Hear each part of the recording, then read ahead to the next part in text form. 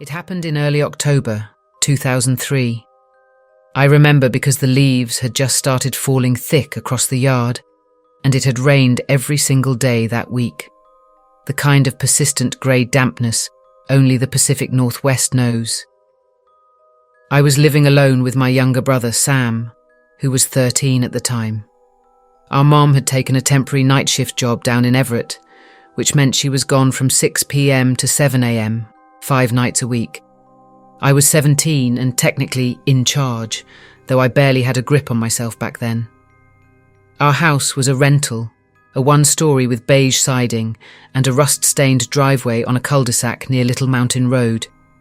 You could see the Cascade foothills if the sky cleared for long enough, but that week it never did. Everything was draped in fog, like we were living inside a breath. The events I'm going to describe happened on a Thursday night, technically early Friday morning, sometime around 2:30 a.m. I hadn't gone to bed yet. Sam had crashed hours ago after a long night of Xbox and frozen pizza. I was in the living room with a blanket around my shoulders, half watching some rerun on Comedy Central with the sound down low. The only other light came from the kitchen stove clock glowing green across the room. I didn't hear the knock at first.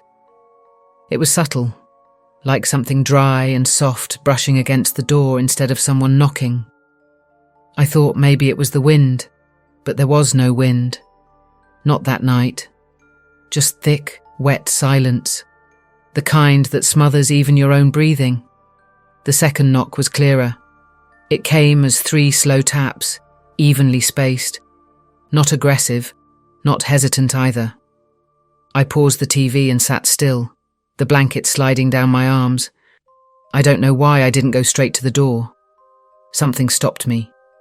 Not fear exactly, more like a heavy pressure, as though the air had suddenly thickened around me. Then came a sound that made my stomach clench.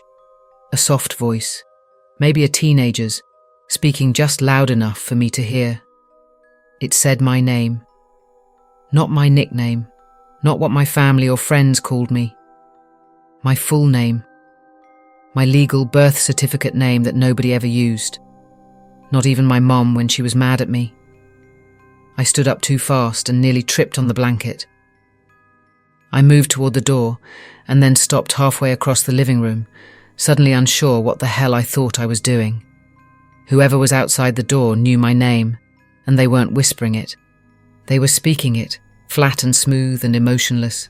I stayed there, half in the shadows, watching the front door like it might open by itself. Then they knocked again. 3 knocks, identical to the last. Perfectly spaced, like a metronome. This time the voice said, "Let us in." Us. I hadn't heard anyone else, and yet now I could tell.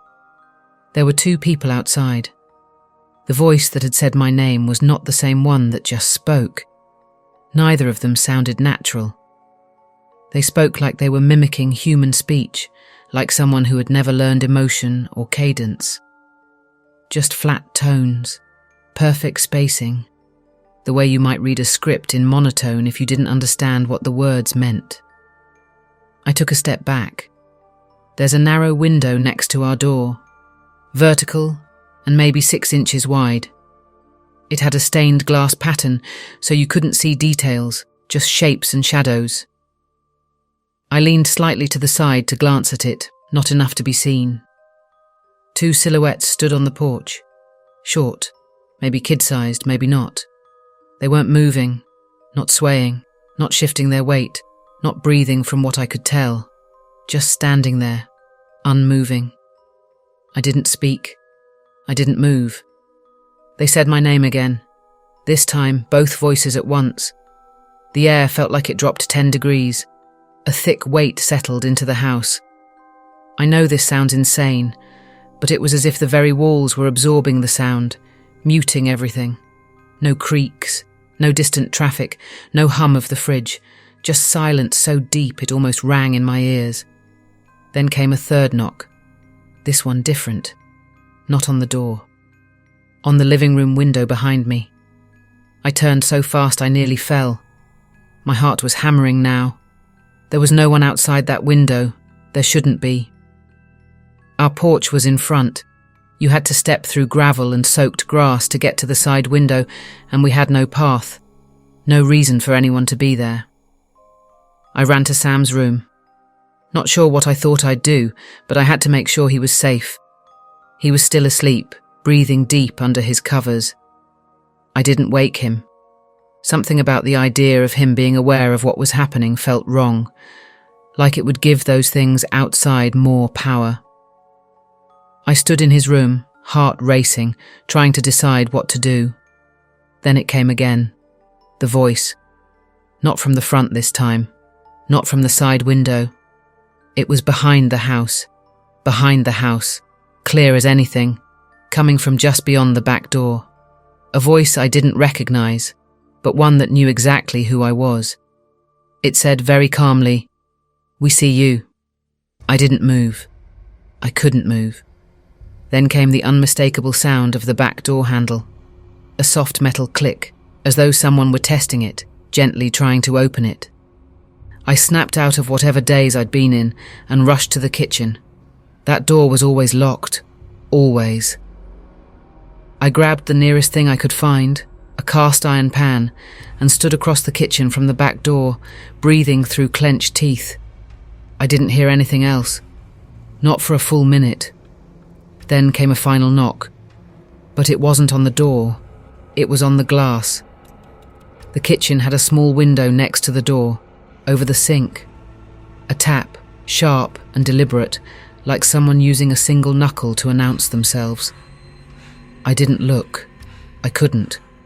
I knew if I looked, something would change. I would see something I couldn't unsee. Instead, I crouched behind the counter, back against the lower cabinets, gripping the pan so hard my knuckles hurt.